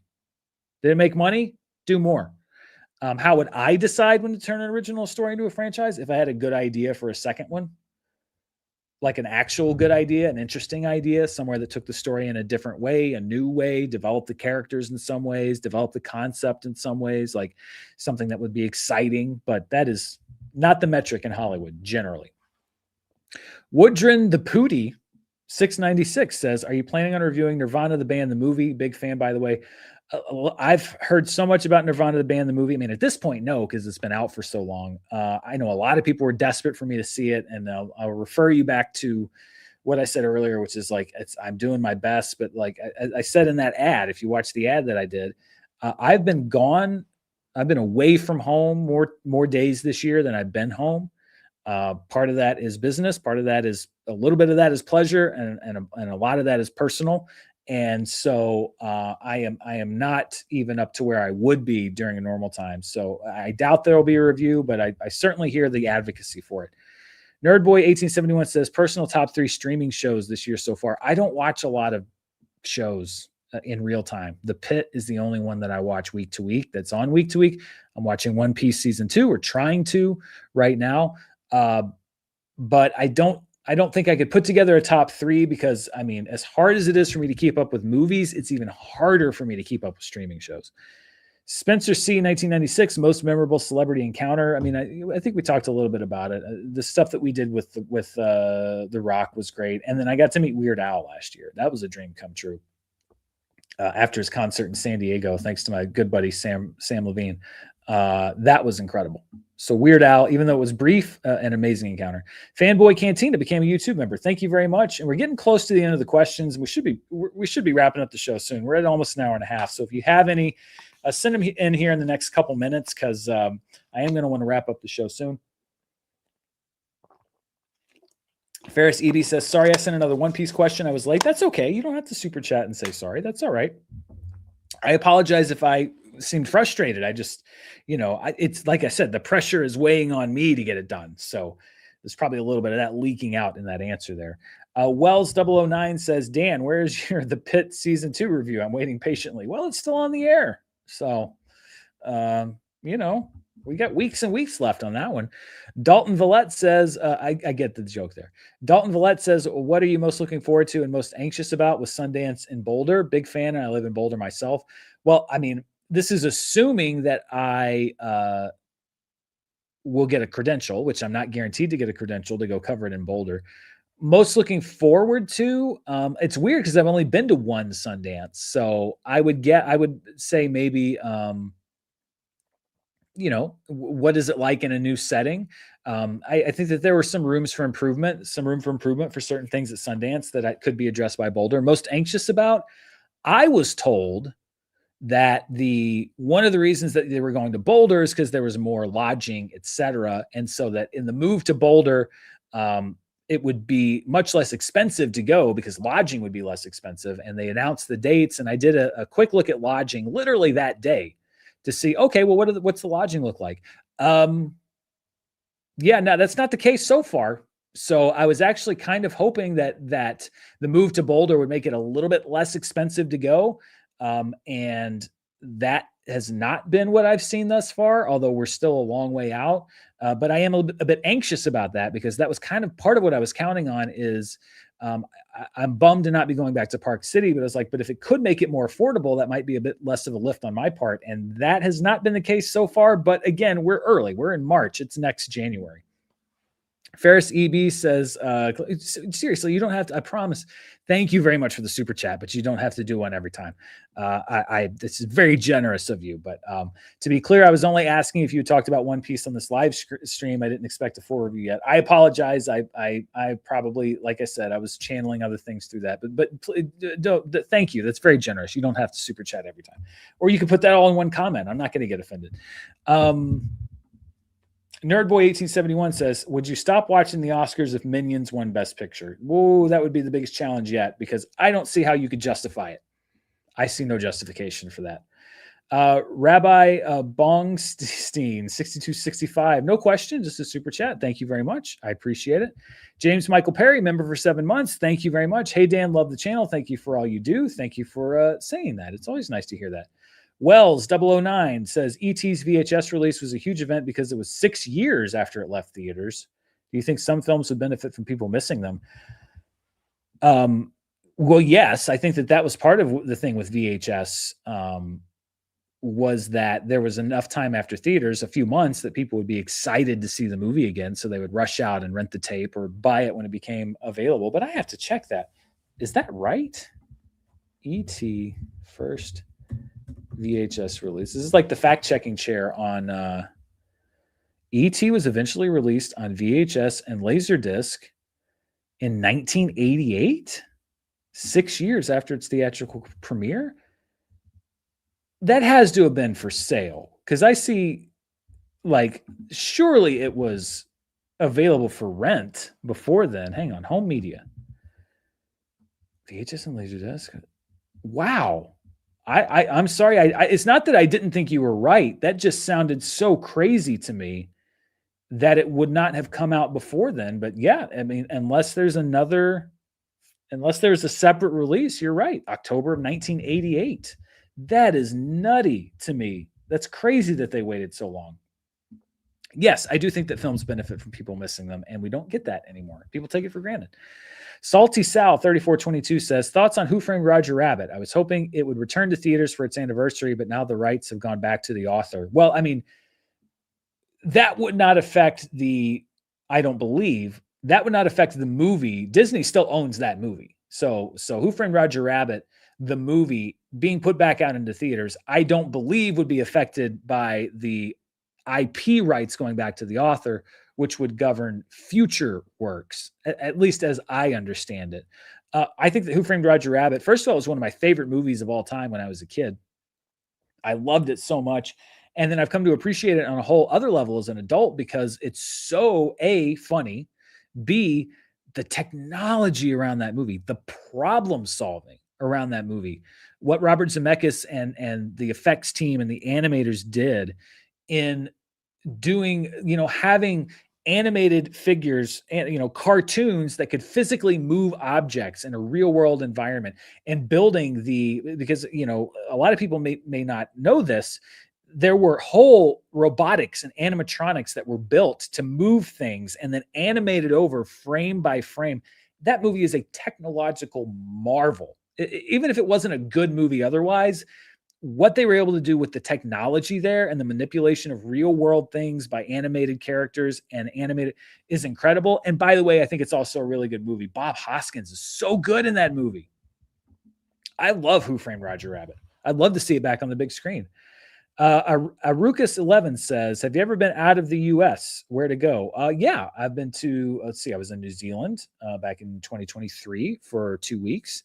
I lived in London for 6 weeks between my junior and senior year of college in a study abroad program. And then we traveled around Europe for about 2 weeks after that and went to Italy, Stockholm.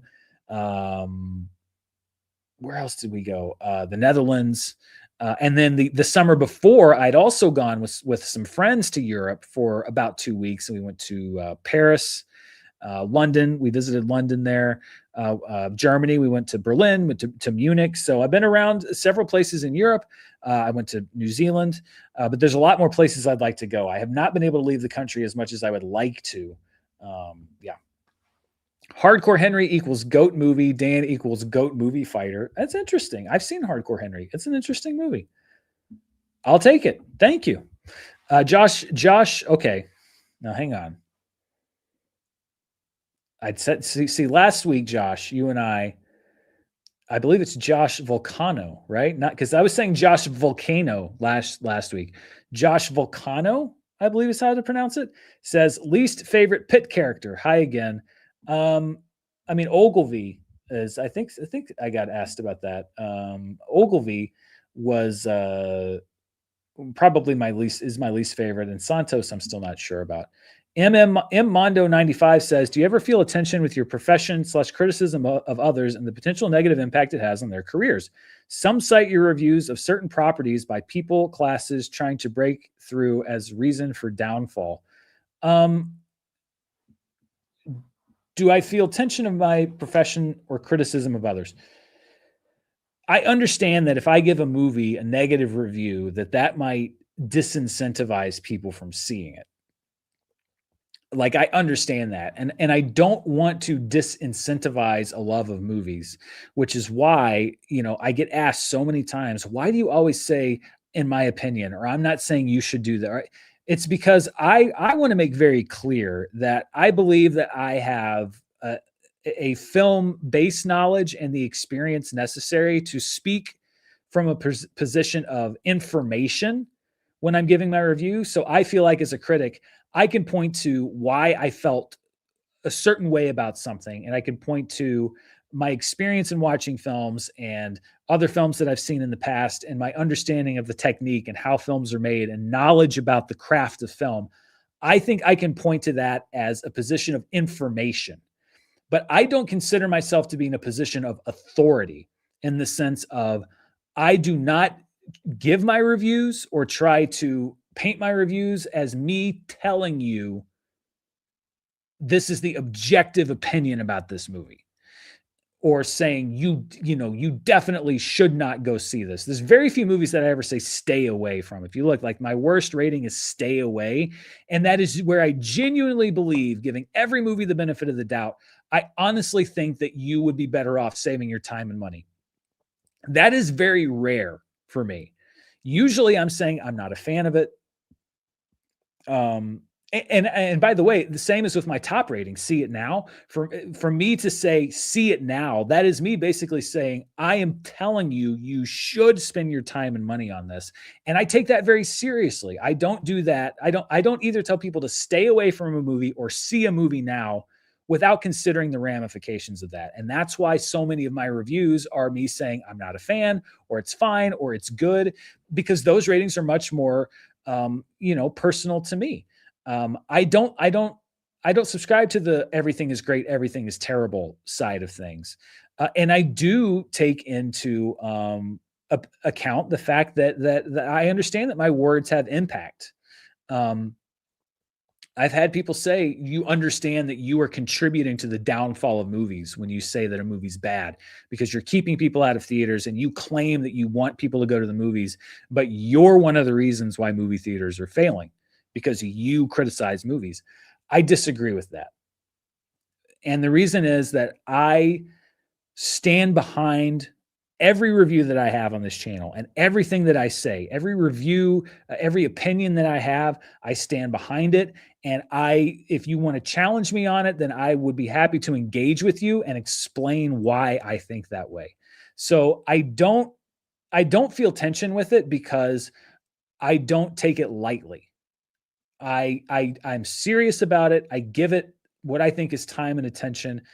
When I say something on this channel, the words that I say, I appreciate and I understand the impact of those words, and I'm prepared to back those words up. And I feel like I present what I say here on this channel in a way that is very rarely any sort of authoritative command of saying, do not go to this movie or do go to this movie.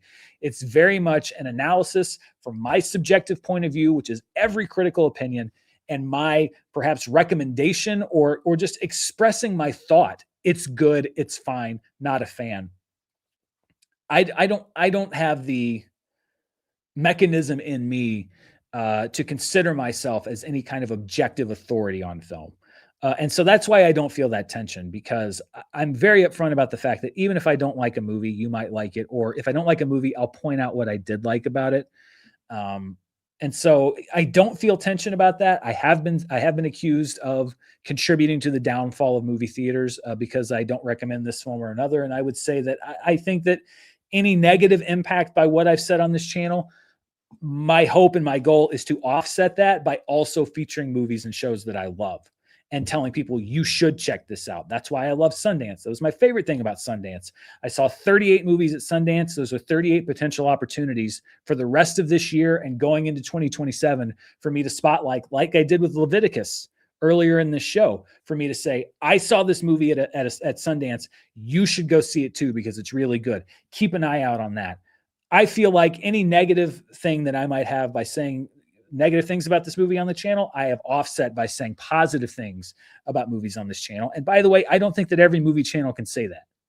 I don't think that every movie channel can say that they have offset or balanced the negative things they say about movies with the positive things they say about movies. That's my goal. It's always honest, but I am just as excited to be passionate about film as I am to trash a movie or tell you not to see it or whatever. So yes, it's a complicated thing, but yes. All right, we're almost at the end of these questions. Josh Volcano says, have you considered a hair transplant or LASIK? Not really. That's kind of, no offense, it's kind of a weird question. No, I haven't. No, I don't know. It's kind of odd question. Sorry.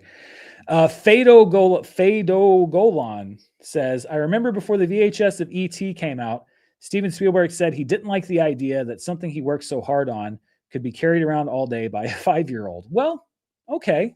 Listen, I get that. Honestly, I understand that, especially a guy like Spielberg, because you have to remember E.T. 1982, that's at the very start of the VHS thing, the very start of the idea that you could take a movie and watch it at home, especially the way that VHS worked, watch it at home in a degraded quality on a 4:3 cropped picture that does not reflect the original aspect ratio that the movie was shot in and is nowhere near the picture quality of seeing it on celluloid. I understand that. Steven Spielberg was very late in bringing his movies to DVD. It took forever for Steven Spielberg to put his movies out on DVD. And I think it was sort of the same reason. He has always been very protective of his films and how they're presented and wants to make sure that people see them in the best popular light. And so, yeah, I get that. I mean, Quentin Tarantino, I think, has said similar stuff about his films in the past and whether, his conflict with people watching that at home. So yeah, I get that, especially because E.T. was right at the start of the whole VHS thing. Freak Stomp 95 says, ask One Piece fans what's their review of Landman 2. Well, listen, I'd love to find the person that loves both. Eternal Failure 4081 says, what is the global box office? Is it chopped up like DVD regions? Is the world in the doldrums like the US and C? What is the global box office? I mean, the global box office is every country in the world that shows movies, the sum total of all of that money. There are certain key markets that we look at. China is a key market on its own, but we also look at Asia in totality. Europe, generally, there's not one key market. I mean, the UK is a bigger market, but Europe, you generally look at kind of as the European market, and then you can subdivide it by it. But the world of there is, yes, movie going is dropping worldwide. I don't have numbers percentage wise to say it compares this much to the USA and Canada.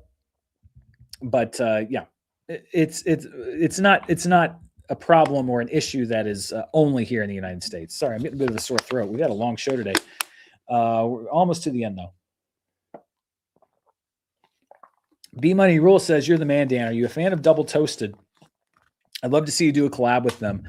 I believe you did a Schmodown with them back in the day." Yes, I think that was who we fought.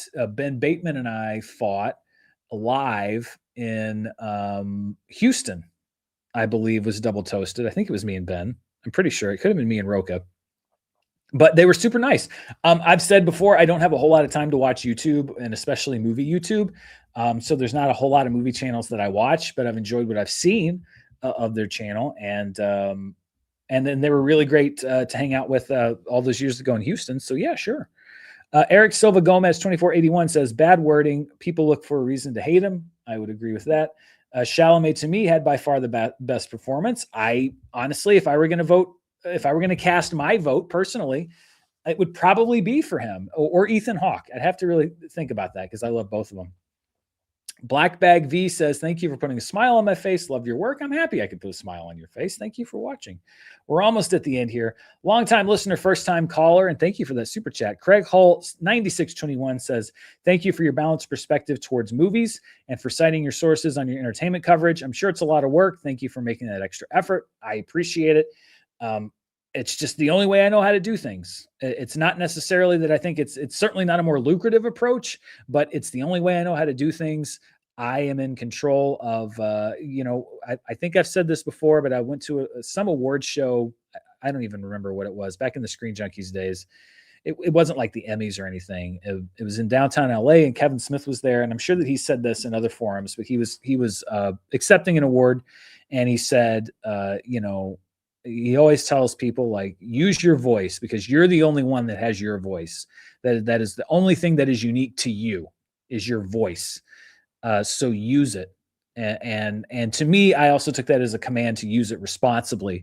And I am happy with how I use my voice on this channel, even though it's going out a little bit right now. And I appreciate that you appreciate what I do. So thank you.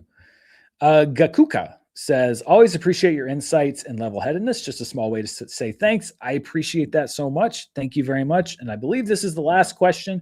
It is from M Mondo 95. "All good points, but what you do saw to some of your peers." Hang on. "All good points, but what you do saw to some of your peers who, after becoming part of the art directing, no longer feel comfortable giving negative or constructive feedback." Okay, I think you're referring to what do you say to some of your peers? Okay, I think what you're asking is, what do I say to other critics? And let's be honest, you're talking specifically about Chris Stuckman because this describes him, who became director and says that he's not comfortable wanting to give negative. And I wouldn't say constructive. He said he didn't want to do negative reviews anymore. And I've been asked about this before. That's Chris's decision to make. He moved into the realm of directing film as well as being a critic, and he decided that, given that, and given the fact that he now occupies a bit of a different spot in Hollywood, that he's not comfortable speaking negatively about other directors' films. That's not for me to judge whether that's right or wrong. Certainly, plenty of people have criticized him for it. I think that it does redefine his role as a critic, because I think that critics generally should be willing to share both positive and negative reviews.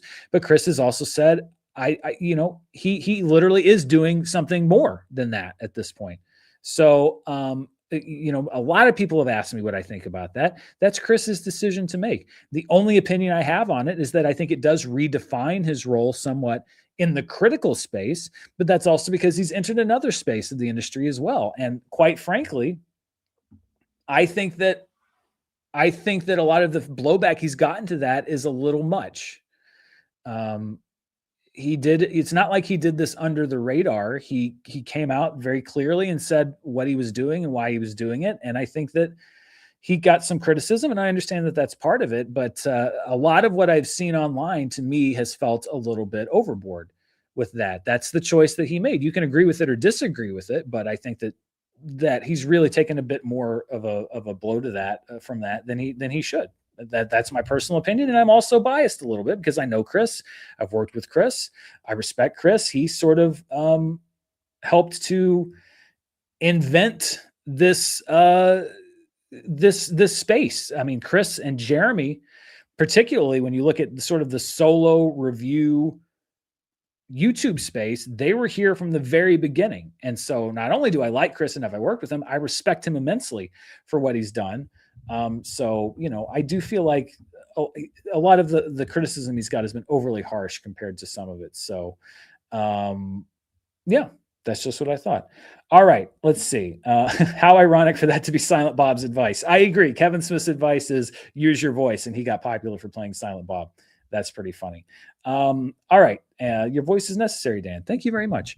Let's wrap it up here. Thank you so much to everybody who sent in a comment and who sent in a question here. We're going to close the chat today, so no more chats, super chats today.